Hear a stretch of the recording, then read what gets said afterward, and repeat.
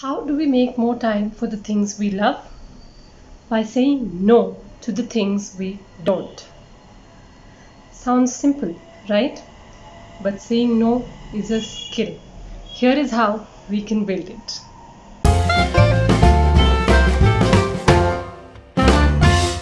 Pragnya, can you please do this? Yeah, okay. Peggy, can you come to this meeting? Yes, sure.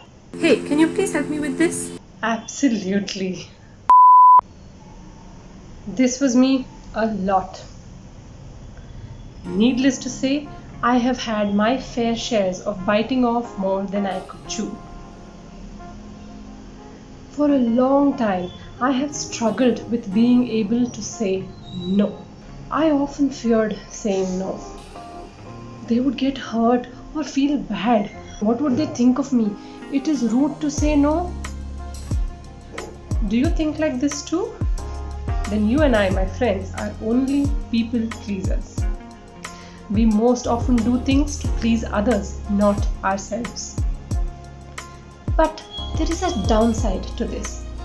We can find ourselves in situations of overload, anxiety and fear, crunched deadlines, increased stress, fear of letting people down, outputs below our standards.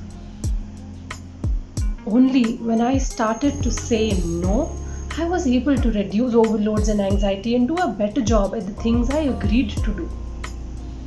How did I do it? 3 simple things. Number 1. Remind yourself that by saying yes, you are saying no to something else.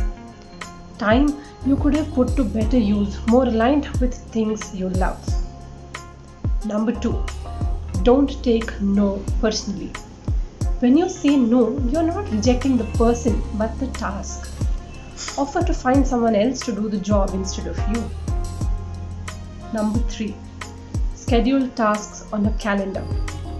This one works wonders.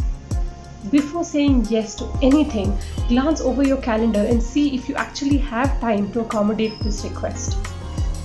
More often than not, you will see that you are overbooked and you need to gracefully decline. Saying no isn't the end of the world. People will understand.